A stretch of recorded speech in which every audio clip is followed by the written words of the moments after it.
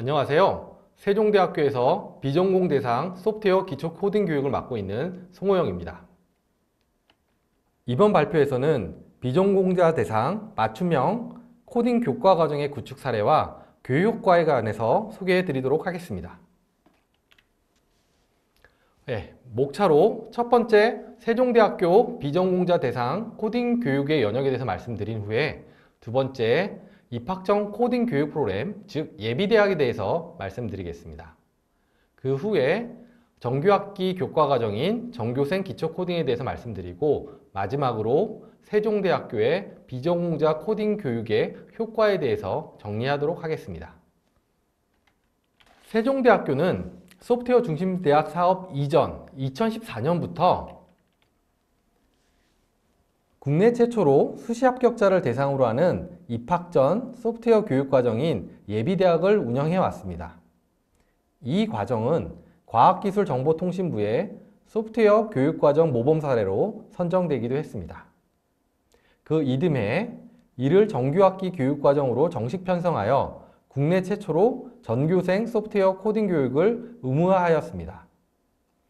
2016년에는 정교생 코딩 교육을 6학점 2과목으로 확대하였으며 2017년에는 교내 코딩 경시대회에서 비전공자 부문을 대폭 강화하였습니다. 비전공자 참여 학생이 2017년도에 이미 700명 남짓을 넘었고 이제는 1000명을 훌쩍 뛰어넘고 있습니다. 이 대회에서는 코딩 우수자에게 인증도 수여하고 있습니다. 2018년부터는 교재와 강의 교환을 포함한 모든 교육 콘텐츠를 전공 계열과 수준에 따라 맞춤형으로 새롭게 개발하여 제공하고 있습니다. 2019년 이후 2학기 소프트웨어 기초 과목의 코딩 실습에서 비전공자를 수준별로 나누어 운영하고 있습니다. 올해는 기초 코딩 이후 교육 과정으로 AI 교양 과목을 개발하였고 내년부터 2학년 이상 전교생에게 제공할 예정입니다. 저희 학교의 예비대학에 대해서 소개해 드리도록 하겠습니다. 예비대학 프로그램은 정규학교와 연계되는 코스입니다. 학생들이 성공적으로 이수하면 3학점을 인정받을 수 있고요. 입학 전에 4주 동안 압축적으로 이루어집니다. 2014년 예비대학을 시작한 이후 2015년까지는 시언어 기반의 과목으로만 이루어져 있었습니다. 2016년에 파이썬을 도입해서 새 과목으로 운영하기 시작하였고요. 2018년에는 비전공 공통 입문 과목으로 소프트웨어 기초 코딩 과목을 제공하기 시작하였습니다. 2018년에는 입문 계열을 위한 컴퓨팅 사고 기반 기초 코딩을 새롭게 개발해서 제공하고 있습니다. 또한 이때부터는 소프트웨어와 코딩의 중요성을 일깨울 수 있도록 예비 세종을 위한 소프트웨어 교육 특강을 운영하고 있습니다. 이 소프트웨어 교육 특강은 하루 코스로 학생들한테 추가적인 비용 부담 없이 제공하고 있고 비전공 학생이라 할지라도 코딩 교육에 대해서 새롭게 한 번씩 체험해보고 그 다음에 소프트웨어의 중요성이 실제 사회에서 어떻게 이루어지는지 이런 것들에 대해서 알려줄 수 있는 과목으로 상당히 비전공 학생들한테 평이 좋은 걸로 알려져 있습니다. 2019년에는 이제 일반 물리에 코딩을 접목한 일반인을 위한 물리 코딩 과목을 추가하였습니다. 일반인을 위한 물리 코딩 과목은 비전공 학생들이 고등학교 때 물리 교과에서 배웠던 거를 직접 실험을 하는 것이 아니라 코딩을 가지고 자기가 코드를 짜보고 그 다음에 그런 걸 통해서 시뮬레이션 실습을 해보는 그런 형태로 구성되어 있습니다. 이제 정규학기 정교생 기초 코딩 교육의 발전 및 성과에 대해서 말씀을 드리겠습니다. 가볍게 수강할 수도 있고 중간에 포기할 수도 있는 예비대학 프로그램과는 다르게 정규학기 코딩 교육은 면밀히 검토되고 내실 있게 운영되어야 합니다.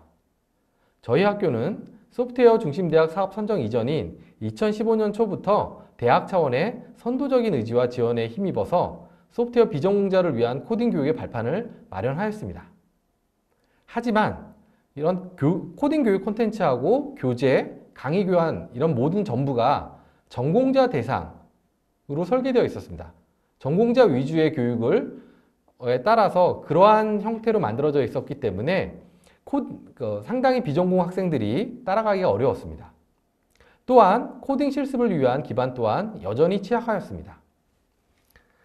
그러다가 2015년 소프트웨어 중심대학 사업을 선정을 계기로 비전공자의 전공 계열별 특성과 실습 과정의 문제점을 파악하였고요. 교육 운영, 콘텐츠, 그리고 실습을 매년 점진적으로 개선시켜 나갔습니다. 먼저 전공자를 위해 설계된 C언어 기반의 교재와 콘텐츠가 문제라는 것을 파악했습니다. 비전공자들은 재미도 없고 배우기도 어렵고 실제로 코딩을 해보기도 어려운 부분이었습니다. 그냥 수업만 듣고 집에 가서 코딩을 하거나 이런 것을 하는 비전공자들은 극히 소수였습니다. 그래서 2016년에 파이썬 언어 기반의 코딩 기초 교과목으로 소프트웨어 기초 코딩을 교재와 함께 개발하였고 1학년 1학기 과목으로 제공하였습니다. 이렇게 운영해 보니까 비전공자의 절대적인 코딩 교육 시간은 늘어났습니다. 하지만 아직 좀 부족한 부분이 있었습니다. 코딩 실력을 평가하는데 이론 위주로 많이 이루어졌고요. 교수자에 따라서도 학생들의 실력 편차가 발생하기 시작했습니다. 그래서 다음에 2017년부터 코딩 실습 시험을 시행하도록 하였고 실습과 코딩 과제를 표준화하기 시작하였습니다. 이렇게 2017년까지는 전교생 대상 코딩 교육 과정의 기반을 다지는 시기라고 할 수 있었습니다. 그리고 2018년이 이제 시작되기 전에 기초 코딩 교육에 대해서 다른 단과 대학으로부터 피드백, 특히 문제점에 대해서 많이 지적을 받았습니다. 인문 예체능계 학생들에게는 코딩이 아직 어렵고 동기부여도 잘 안 되는 것을 확인을 했습니다. 그리고 개개인의 코딩 실력을 파악하기도 매우 힘들었습니다. 인원수가 워낙 많고 아무리 교수자나 조교를 많이 투입한다 하더라도 1대1 지도 자체가 상당히 어려운 구조였습니다. 그래서 이번에는 교재와 온라인 강의 콘텐츠를 완전히 다른 스타일로 바꾸었습니다. 코딩 또는 컴퓨팅적 사고라고 불리는 그런 기반 하에서 개념을 익히는데 영화, 마술 등의 스토리텔링 기법을 적극 활용하였고 계열별로 구분하여 교육 콘텐츠를 제작하였습니다. 그리고 실습 부분에 대해서도 획기적으로 바꾸었습니다. 저희 학교에서 자체 개발한 온라인 코딩 평가 시스템, 저희는 줄여서 OJ 시스템이라고 부르는데요. 이 OJ 시스템을 전교생 코딩 실습 교육에 적극적으로 도입하였습니다. 이렇게 했더니만 코딩 실습에 있어서의 효율이 획기적으로 높아졌습니다. 왜냐하면 이 시스템이 실시간에 웹 기반으로 각 학생들의 코드를 일일이 확인할 수 있습니다. 그리고 그 확인하는 거를 교수나 조교가 직접 평가하기 전에 이미 그 시스템에서 평가를 해주고 자기가 입력과 출력을 매치해가지고 어느 정도의 점수를 받는지를 바로 나타내 줍니다. 이렇게 되니까 교수나 조교가 학생의 바로 옆에 있지 않아도 웹 기반으로 온라인으로도만 볼 수도 있으니까요. 언제 어디서나 학생을 지도하고 코드를 직접 보면서 1대1 멘토링을 해줄 수 있게 되었습니다. 이제 2019년부터는 이러한게 잘 갖춰져 있는 계열별 코딩 교육, 맞춤형 코딩 교육하고 실습 교육을 더 확대해 나갔습니다. 이렇게 새로운 스타일의 교육 콘텐츠를 인문계뿐만 아니라 전 계열로 확대해 나갔고 2학기 과목으로도 만들었습니다. 그리고 좀 더 실습도 고도화시켜서 수준별로 이루어지도록 하였습니다. 2020년에는 코로나 유행 사태가 있었죠. 그래서 실습과 시험이 비대면으로 진행될 수밖에 없었습니다. 저희가 되게 고민을 많이 했는데요. 실습 자체를 비대면으로 하게 되면 학생들의 실력이 저하되지 않을까라는 거였어요. 그래서 이러한 것들을 최대한 방지할 수 있도록 노력을 기울이고 있습니다. 이러한 코딩 실습이 실시간에 이루어지는 것이 그렇지 않은 경우에 비해서 훨씬 더 효과가 높다라는 것을 잘 알고 있었기에 온라인으로도 실시간에 진행되도록 실습 교육 방침을 반드시 실시간 온라인으로 하도록 했습니다. 비대면으로 할지라도 온택트하는 형태로 되게끔 한 것입니다. 그리고 온라인 코딩 평가 시스템을 주로 저희 세종대학교 내부에서만 썼었는데 이제는 학교에 학생들이 오지 않으니까 2020년도 1학기, 2학기 동안은요. 그래서 외부에서도 접속하는데 크게 무리가 없도록 서버도 증설하였습니다. 저희가 이렇게 구축해온 비전공자 대상 코딩 교과 과정을 한번 그림으로 표현해 보았습니다. 여기 보이는 인문계 학생인데요. 이 학생을 기준으로 한번 그려봤어요. 2015학번의 경우에는 코딩 교육이 시작되기는 했습니다. 의무화시켰기 때문에 시작됐죠. 그렇지만 이 학생 입장에서 본다면 코딩이 다가올 수 없는 높은 벽으로 여겨지는 경우가 많았습니다. 처음 코딩을 해보면 그렇게 느껴질 수밖에 없겠죠. 그러다가 2016년, 17년을 거치면서 조금 더 쉬운 교과목을 개발하였습니다. 소프트웨어 기초 코딩이라는 교과목을 개발해서 코딩 교육이 학생에게 한 발 더 다가가게 했고요. 벽도 낮추었습니다. 하지만 아직 이 학생이 올라가기에는 조금 높아 보이긴 합니다. 2018년도에는 아주 획기적인 변화를 주었습니다. 학생이 더욱더 다가가기 쉽게 진입장벽을 많이 낮췄습니다. 이렇게 과목명이 바뀐 것을 볼 수 있습니다.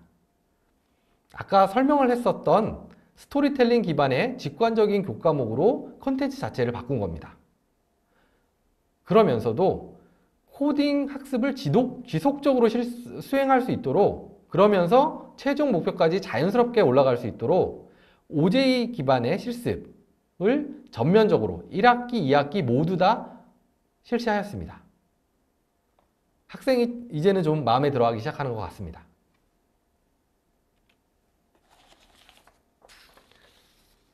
(2019년) 이후에는 저희 비전공 대상 기초교육 체계에는 크게 변화가 없습니다. 다만 교육 운영과 실습을 보다 정교화하였습니다. 각 학기가 넘어가면서 또는 그 각 단계별로 어려움을 겪는 학생들이 아직도 좀 있는데, 이런 학생들을 위해서 조금 더 쉬운 일반인 대상의 K무크 과목인 코딩과 스토리텔링을 수강하도록 추천하였습니다. 이 과목 역시 저희가 개발한 과목입니다. 그리고 인문계나 예체능계는 특히나 코딩을 처음 접하는 학생들이 많이 있는데요. 입학하기 전에는 접하지 못했다가 그런 학생들에게는 예비대학을 적극적으로 홍보해서 그 앞서서 1학기, 2학기가 시작되기 전에 이미 코딩을 경험해서 조금 더 실력의 발판이 되도록 하였습니다. 이제 이 학생이 저희 세종대학교의 전교생 대상 코딩 교육을 받는다면 어느 정도 저희가 목표로 설정한 실력까지 도달할 수 있을 것입니다. 네, 이렇게 말이죠. 1학년 과정 동안 코딩 실력을 어느 정도 갖추게 되면 다음 진로 선택의 폭은 넓어지게 되겠죠. 이 비전공 인문계 학생이 AI 융합이나 아니면 연계 전공을 선택해서 갈 수도 있겠고요. 본인 스스로 코딩에 재능이 있다고 느껴진다면 부전공이나 복수전공으로 소프트웨어 관련된 학과를 선택할 수도 있습니다. 더 나아가서는 소프트웨어 관련 학과로 전과를 고려할 수도 있을 것입니다. 네, 이렇게 저희 세종대학교에 체계화되고 내실화된 교육을 받은 비전공 학생들의 교육 효과에 대해서 한번 살펴보겠습니다. 비전공자의 코딩 역량이 향상된 정도를 바로 파악할 수 있도록 여기 지금 보이시는 그래프를 그려보았습니다. 먼저 빨간색 그래프를 보시겠습니다. 이 그래프는 저희 세종대학교가 비전공 코딩 교육에 얼마나 심혈을 기울여 왔는가를 정량적으로 보여줄 수 있는 지표입니다. 주당 코딩 시간을 나타내는 것으로 학생 스스로 한 주당 코딩에 투자하는 시간입니다. 수업이나 실습 시간에 코딩을 한 시간이 아니라 그 이후 시간입니다. 저희가 매주 코딩 수업을 진행하고 실습을 하게 되면 학생들한테 과제도 내주고요. 그렇기 때문에 그 다음에 또 연습할 수 있는 문제도 줍니다. 그러한 시간들을 다 통합하고 학생들한테 상담도 하고 실제로 가르쳤던 조교나 교수님들로부터 얻은 데이터를 정리한 겁니다. 이렇게 본다면 저희 학교가 2014년부터 2020년까지 계속해서 발전을 시켜왔는데 이러한 기초 코딩 교육을 의무화시키는 기간, 그 다음에 2016년 이후로는 내실화시키는 기간, 그 이후에 2019년, 20년도에는 고도화시키는 기간을 거쳤는데 지금 2020년 현재에는 약 비전공 학생 평균 2.8시간 정도는 코딩에 투자하고 있다고 파악하고 있습니다. 이러한 정도의 시간을 투자하고 있는 것은 실제 소프트웨어 관련 전공 1학년 학생들하고 비교했을 때도 한 50% 정도는 되는 거로 생각하고 있습니다. 네, 파란색 그래프를 보면 좀 더 극적인 변화를 볼 수 있는데요. 파란색 그래프는 기초 코딩 미성취 학생 수를 나타낸 것입니다. 코딩 능력이 저조한 학생이 2014년도에는 한 1000명에 가까웠습니다. 한 939명입니다. 이게 비전공 신입생, 저희 학교 비전공 신입생 전체 인원의 약 한 45% 정도는 차지하고 있는 비율입니다. 그러다가 2020년도에는 한 70명 정도, 약 3% 정도로 비약적으로 감소하게 됩니다. 이렇게 지금 제가 기초 코딩 미성취 학생 수를 어떻게 데이터로 정리했냐면 현재 기준으로 대략 C학점 이하의 성취 학생 수를 통계로 나타낸 것입니다. 이 반면에 노란색 그래프를 보시면 우수 코딩 인증을 받은 학생 수입니다.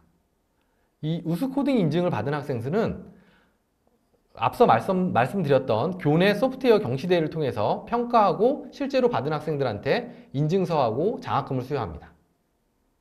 이게 보시면은 2018년도에 이미 미성취 학생 수를 추월하였습니다. 그리고 2019년도, 그 다음에 올해를 보면 300명을 넘어서 안정적인 증가세를 유지하고 있는 걸 알 수 있습니다. 그래서 다시 한번 자세히 제가 좀 더 강조해 드리고 싶은 거는 우수 코딩 인증 학생을 누적하는 숫자가 아닙니다. 매년 이렇게 받는 학생 수입니다. 예, 지금 제가 앞서 보여드렸던 정량적, 수치적인 지표 외에도 수치로 나타낼 수 없는 그러한 교육의 만족도라든지 아니면 어떤 모범 사례 이런 것도 있을 수 있습니다. 그런 거를 지금 보여주기 위해서 저희가 코딩 교육에 관련된 인터뷰 영상들을 모아봤습니다. 그러면서 제가 저희 세종대학교의 비전공자 코딩 교육 전반적인 내용도 소개를 같이 했는데요. 이 유튜브 링크에 들어가시면 보실 수 있고요. 저랑 같이 한번 보도록 하겠습니다.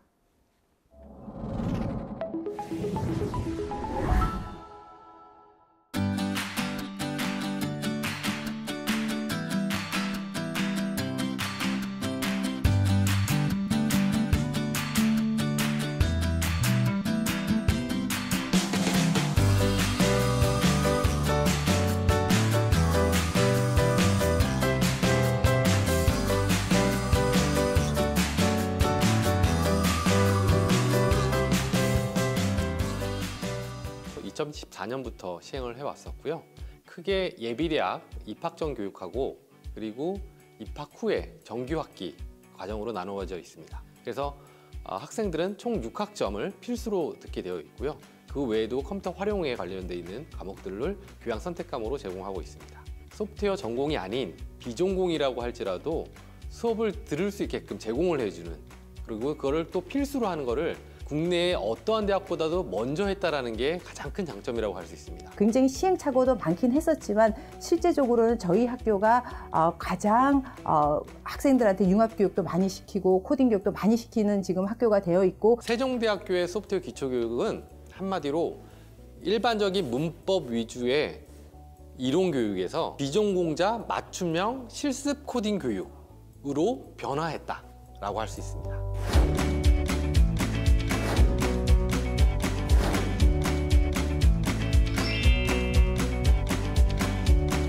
엄청 재밌어요. 일이 많아서 집에 오면은 피곤하잖아요. 그때 인터넷 강의를 들으면 항상 졸면서 듣기가 일반적이었는데 이번 거는 막 중간중간 영화도 껴있고 또 교수님이 그 도구를 되게 많이 쓰시더라고요. 그런 거 비유해 가시면서 이렇게 도구 사용해 주시니까 컴퓨터를 진짜 몰랐던 저도 처음 배울 때 되게 쉽게 이해가 됐던 것 같아요. 학생을 불러서 게임을 하거나 상황극을 찍으면서 설명을 하시잖아요. 이제 그런 면을 통해서 수업에 대해 거부감이 줄어들고 코딩에 대한 친밀도 이런 게 올라가니까 이해도 잘 되고 그런 것 같아요. 학생들이 이 코딩에 대해서 만족도가 굉장히 많이 좋아지고 있고 현재 1학년을 봤을 때는 70-80% 이상이 굉장히 코딩을 배우는 거에 대해서 좋아하고 있고 그리고 도움이 될 거라고 생각을 하고 있는 것으로 저는 파악을 하고 있습니다. 영어학과에 왔으니까 영어를 잘하게 되겠지. 그리고 영어를 잘하면 다국적 사회인 그런 쪽으로 갈 수 있지 않나라는 생각을 추상적으로만 해가게 됐었고 그러다가 코딩 교육을 배우면서 영어학과 코딩을 살려가지고 외국에 진출할 수 있다는 그런 생각을 하게 돼가지고 저 같은 경우에는 1학년 때 수업을 듣고 나서 이런 결심을 하고 소프트웨어 학과라는 과에 복수 전공을 하게 되었습니다. 제 생각으로는 아마 두 가지가 큰 향상이 있었던 것으로, 그러니까 컨텐츠가 지속적으로 개발되었다. 학생들의 눈높이에 맞춰서 학생들의 전공에 맞춰서 개발되었다. 그리고 두 번째는 학생들이 질문이 있을 때 오프라인에서 굉장히 적극적으로 학생들을 지금 대응하고 있다. 이런 차원에서 제가 학생들의 이 수업에 대한 만족도라든지 코딩에 대한 학생들의 그 반감들이 많이 좀 없어지지 않았나라는 생각이 듭니다.